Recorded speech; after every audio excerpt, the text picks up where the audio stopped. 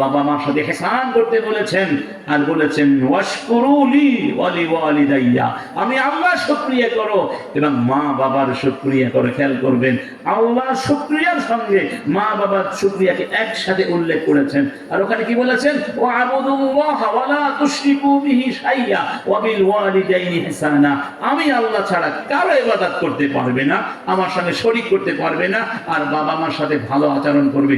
আর কি বোঝা গেল?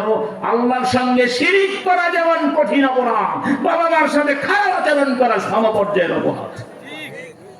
আল্লাহর শুকরিয়া করা যেমন ওয়াজিব, বাবা মায়ের শুকরিয়া করা কি ওয়াজিব। তার মানে বাবা মায়ের শুকরিয়া করলেন, আল্লাহ করলেন না, আল্লাহ করলেন, বাবা মায়ের করলেন না, কবুল হবে না।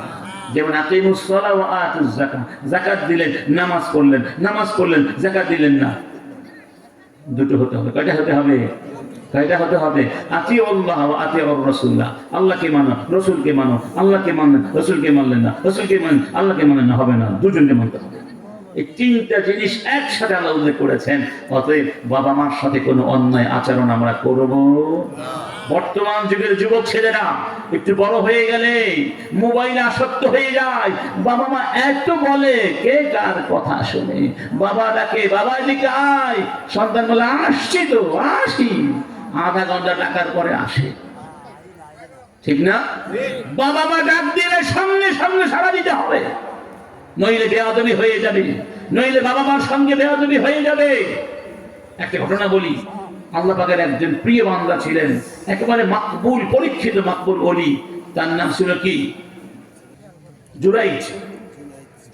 জুরাইজ, বুখারীর হাদিস, সহিহ হাদিস। জুরাইজ আল্লাহ ওলি ছিলেন। নামাজ পড়ছেন, ইবাদতখানায় গিয়ে মা গিয়ে ডাকলেন, জুরাইজ এমনি। জুরাইজ নামাজের মধ্যে ভাবছেন, মায়ের ডাকে সাড়া দিব নাকি নামাজ চালিয়ে যাব। নামাজই পড়তে লাগলেন, মায়ের ডাকে সাড়া। মা আবার আসলেন আরেকদিন, জুরাইজ এমনি, বাবা জুরাইজ। মায়ের ডাকে সাড়া দেন নাই, নামাজই পড়ে চলছেন। আবার আসলেন, কয়বার? মা তখন একটা বদদোয়া করেছিলেন। ওই যুগের হয়তো এরকম বদদোয়া করার প্রথা ছিল যে আল্লাহুম্মা লা তুমিতহু হাত্তা তুরিয়াহু উজুহাল মুমিসাত, আল্লাহ যতদিন পর্যন্ত জুরাইজকে পতিতা নারীর চেহারা না দেখাবে ততদিন তাকে মৃত্যু দিও না। মানে ও আমার কথা সাড়া দিল না, কষ্টে বদদোয়া করে দিয়েছে। বদদোয়া আসতে পারে না মন থেকে, অজান্তে আসতে পারে। বাবা তো মানুষ নাকি, ওরা ঠিক না, কিন্তু আসতে তো পারে। দোয়া কবুল হয়ে গেল। দুইটা জিনিসের শাস্তি আল্লাহ দুনিয়া দেন, তাৎক্ষণিকভাবে দিবেনি। একটা হলো মা বাবার সাথে বেয়াদবি করা, আর একটা হলো সমাজে অন্য মানুষের হক নষ্ট করে জুলুম করা। আছে নাকি হাদিসে? জুরাইজকে ধরা হলো। ওই এলাকার এক নারী অবৈধভাবে সন্তান জন্ম দিয়েছিল। সবাই যখন মহিলাকে বলল সন্তানের বাবাকে, মহিলা বলল জুরাইজ। সবাই বলল ভালো মানুষই দেখাও, ভাগ্যহানি করো, জানো না কিছুই না। ও শাকের ভিতরে কি মাছ ঢেকে রেখে পারেন না? মাছটি উল্টে খেতে পারো না।